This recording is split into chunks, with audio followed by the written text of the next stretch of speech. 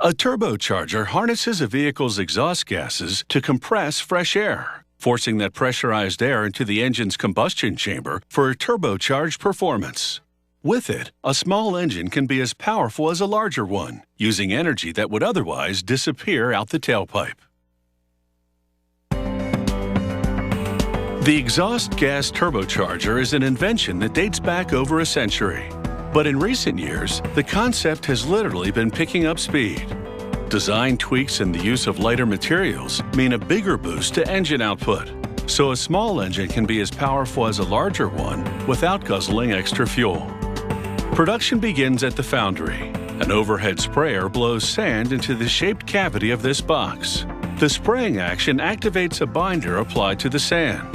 This causes a chemical reaction that solidifies the particles. The worker extracts the hardened sand shape from the box. The shape is called a core.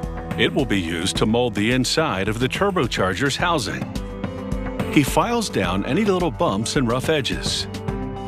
He then pipes adhesive around the border of a second sand mold and glues the first part to it to build up the core. He applies a putty-like compound to the seam to plug any gaps.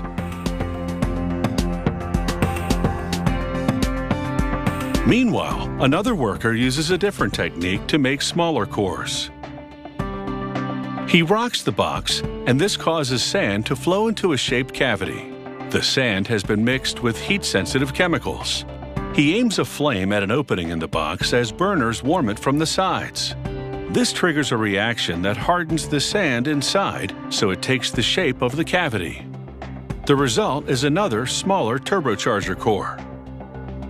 These snail-shaped sand cones are now ready for casting. He places the cores in a mold which is also made of hardened sand. Machinery lifts the bottom half of the mold to the top half, essentially closing the mold. He pours molten aluminum into it, and it flows into the spaces between the cores and outer mold. The aluminum solidifies in a minute, and the molds tumble onto a conveyor, revealing the cast turbocharger parts. They're connected by hardened flow lines. After separating the parts, they ship them to the turbocharger factory. Here, computerized tools carve and contour the aluminum part to specifications so precise they're measured in thousandths of an inch. This is the turbocharger housing before the work was done, and after. Using a computerized probe, a technician looks for irregularities. Even minuscule ones will need to be fixed. It's now time to assemble all the parts. The worker inserts a bearing into one end of the iron center housing.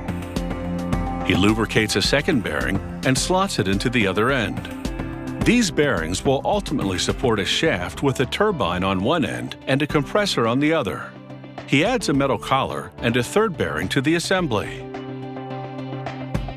He caps the bearing parts with a metal plate.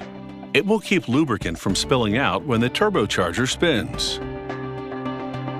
He flips the center housing around and installs a metal heat shield on the bottom. He inserts the shaft and turbine wheel assembly. He installs the compressor wheel on the other end of the shaft. He heats the wheel briefly, causing it to expand, which allows it to be pushed further down the shaft. Once cooled, it shrinks to the shaft for a tight fit. Next, a machine called a vibration sort rig spins the compressor at a high speed as a computer analyzes it for vibrations. Even the slightest tremor indicates an imbalance. The computer also detects the source of the problem so it can be fixed. He grinds the compressor nose ever so slightly to balance the part. He now nestles the compressor into the curled aluminum housing. It's a shape that's designed to funnel air into the engine. He secures the compressor to the housing with a metal ring. He fits the turbine end into its housing. It too has the distinctive curl to pipe the exhaust gases in the right direction. A blast of air now simulates the effect of those exhaust gases, spinning the turbine to power the compressor. It takes about 15 minutes to build one of these turbos. Once installed in an engine, it's full speed ahead.